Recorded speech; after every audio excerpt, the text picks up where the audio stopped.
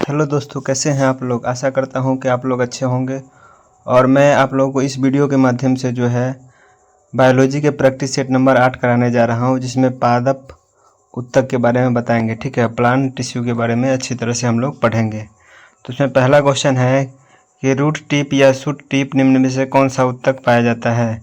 Root tip या shoot tip में कौन सा उत्तक पाया जाता है, तो वह पाया जाता है विभेज्योतक उत्तक। ठीक है, विभेज्योतक उत्तक पाया जाता है।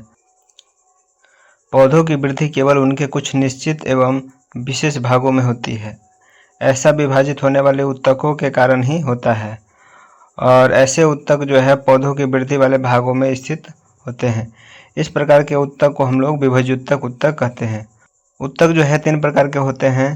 पहला है शीर्षस्थ विभेज्योतक। तो इसमें क्या होता है कि तने व जड़ के शीर्ष तथा पत्तियों के अग्रों पर स्थित होता है और उसकी लंबाई में वृद्धि करता है। दूसरा है पार्श्वीय विभेज्योतक। तो कैम्बियम व जड़ की परिधि में स्थित होता है और उनकी मोटाई में वृद्धि करता है। तीसरा अंतर्विष्ट विभेज्योतक।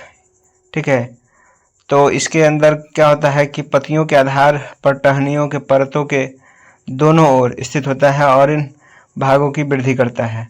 एरियोलर उत्तक अंगों के स्थान भरता है, डैश अंगों को सहारा देता है और उत्तकों की मरम्मत करता है। तो वह जो है अंदर के आंतरिक अंगों को सहारा देता है, अंदर के आंतरिक अंगों को सहारा देता है।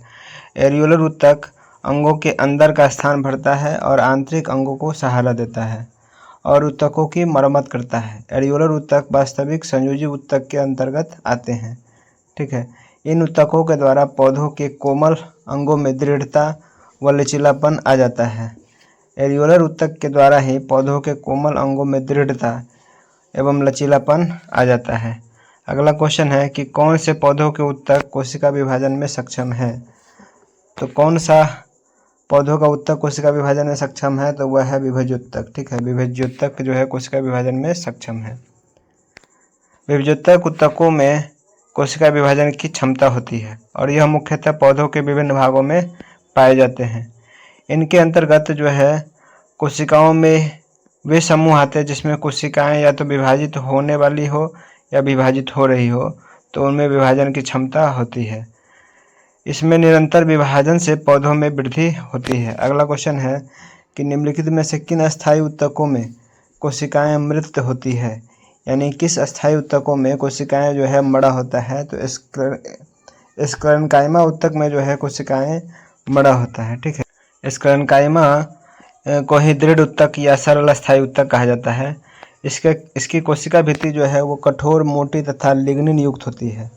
और इस उत्तक की जो कोशिकाएं मृत होती है क्योंकि इनके किनारों पर सेलुलोज, हेमिसेलुलोज तथा लिग्निन का जमाव होता है। और ये उत्तक तने में संवहन बंडल के समीप, पत्तों के सिराओं में तथा बीजों और फलों के कठोर छिलकों में उपस्थित होता है। और अगर बोला जाए स्क्लेरेन्काइमा का उदाहरण, तो वह है नारियल का छिलका। अगला क्वेश्चन है कि उत्तक मृत कोशिकाओं के संयोजन से बना होता है, यानी कौन सा उत्तक जो है वो मृत कोशिकाओं के संयोजन से बना होता है, तो वह कोलेनकाइमा उत्तक जो है मृत कोशिकाओं के संयोजन से बना होता है। अगला क्वेश्चन है वनस्पति उत्तक डैश परिपक्वता पर जीवित व प्रोटोप्लाज्मा धारण नहीं करता है। वनस्पति उत्तक डैश परिपक्वता पर जीवित का प्रोटोप्लाज्मा धारण नहीं करता है, तो वह जो है दृढ़ उत्तक कहलाता है, यानी स्क्लेरेन्काइमा उत्तक कहलाता है। ठीक है, वनस्पति उत्तक का दृढ़ उत्तक परिपक्वता पर जीवित प्रोटोप्लाज्म धारण नहीं करता है। अगला क्वेश्चन है साधारण अस्थायी उत्तकों के 3 प्रकार हैं। तो साधारण अस्थायी उत्तक जो होते हैं वो 3 प्रकार के कौन कौन से हैं, तो पेरेन्काइमा, कोलेनकाइमा और स्क्लेरेन्काइमा है। अगला क्वेश्चन है किस प्रकार के उत्तकों में एक समान कार्य करने वाली विभिन्न प्रकार की कोशिकाएं होती है।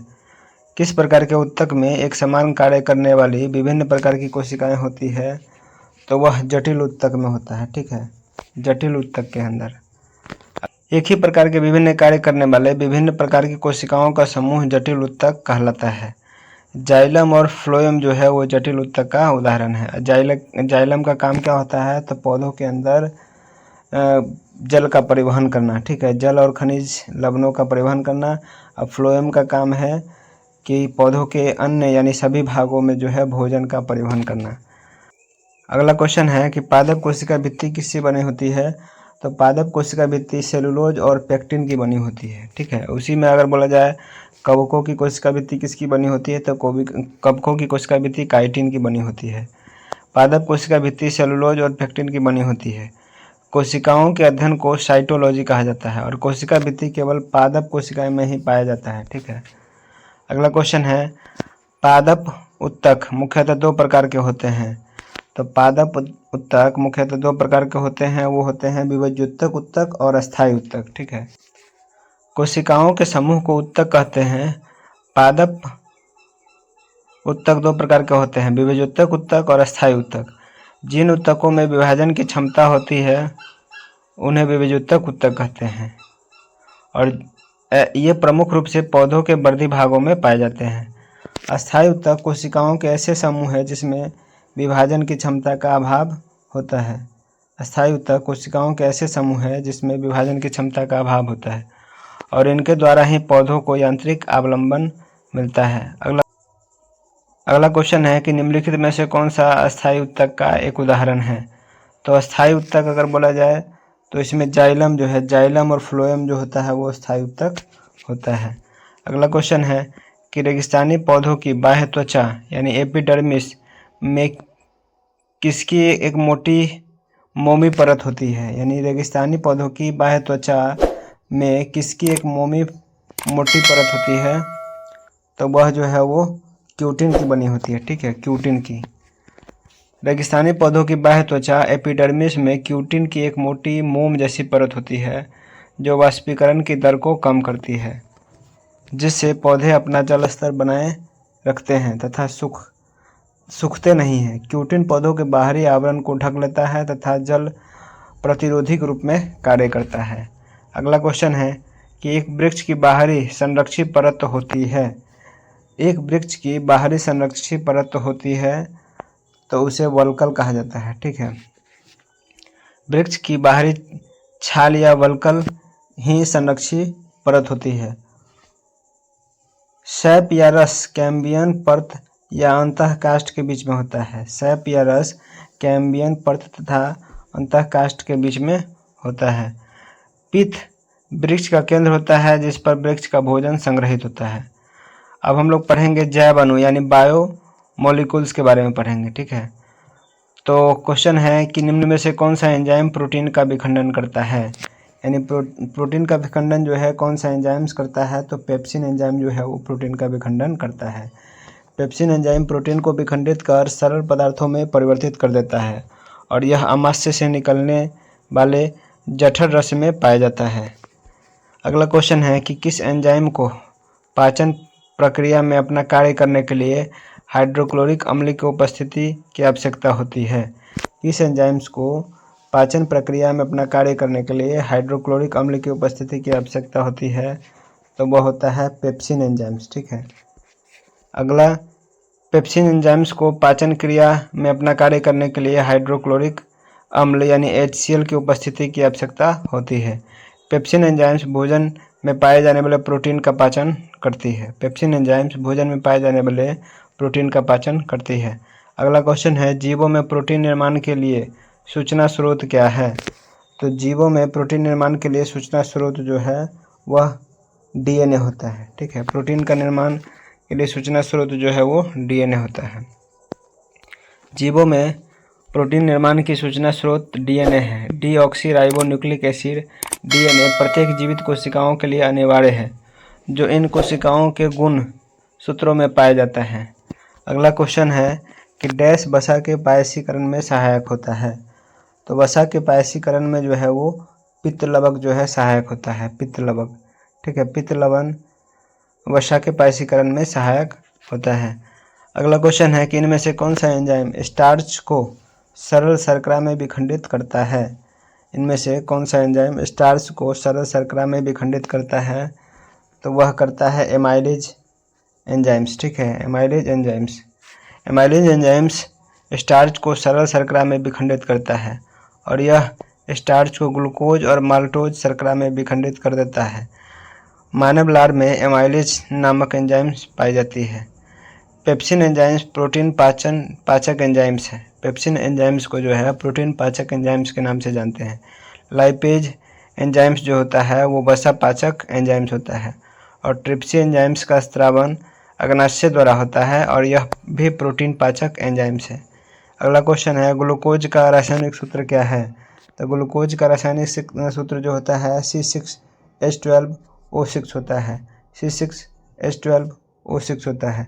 ग्लूकोज सबसे सरल कार्बोहाइड्रेट होता है और इसका रासायनिक सूत्र C6H12O6 है और यह जल में घुलनशील होता है। यह सजीवों की कोशिकाओं के लिए ऊर्जा का प्रमुख स्रोत है। अगला क्वेश्चन है कि केसीन एक प्रोटीन है जो पाया जाता है। तो केसीन प्रोटीन किस में पाया जाता है? तो दूध के अंदर पाया जाता है केसीन प्रोटीन। प्रोटीन अमीनो अम्ल के यौगिक होते हैं। प्रकृति में 20 से 22 प्रकार के अमीनो अम्ल पाए जाते हैं। अगर पूछा जाए कि प्रकृति के अंदर कितने प्रकार के अमीनो एसिड पाए जाते हैं तो 20 से 22 प्रकार के अमीनो एसिड पाए जाते हैं। प्रोटीन का संगठन कार्बन, ऑक्सीजन, नाइट्रोजन, हाइड्रोजन तथा सल्फर है। यानी कि प्रोटीन जो है वो कार्बन, ऑक्सीजन, नाइट्रोजन, हाइड्रोजन तथा सल्फर से मिलकर के बने होते हैं। केसीन एक प्रोटीन है जो दूध में पाया जाता है।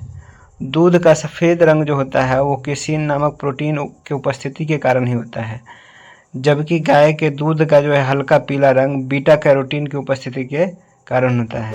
अगला क्वेश्चन है कि मानव शरीर की ऊर्जा आवश्यकताओं के मापन हेतु किस मापन इकाई का प्रयोग किया जाता है? मानव शरीर की ऊर्जा आवश्यकताओं के मापन हेतु किस मापन इकाई का प्रयोग किया जाता है? तो वह किया जाता है कैलोरी का। ठीक है, यानी मानव शरीर के अंदर जो भी एनर्जी सिक्रीज होता है, ठीक है, उसको मापने के लिए जो है कैलोरी का प्रयोग किया जाता है। कैलोरी जो है ऊर्जा मापन की इकाई होती है और यह मापन की मीट्रिक पद्धति का अंग है और इसके संगत एसआई मात्रक अब जूल का प्रयोग किया जाता है। यानी कि ऊष्मा का एसआई मात्रक जो है जूल भी होता है, किंतु भोजन में निहित ऊर्जा तथा कुछ अन्य उपयोगों में अब भी कैलोरी का ही प्रयोग किया जाता है। तो थैंक यू।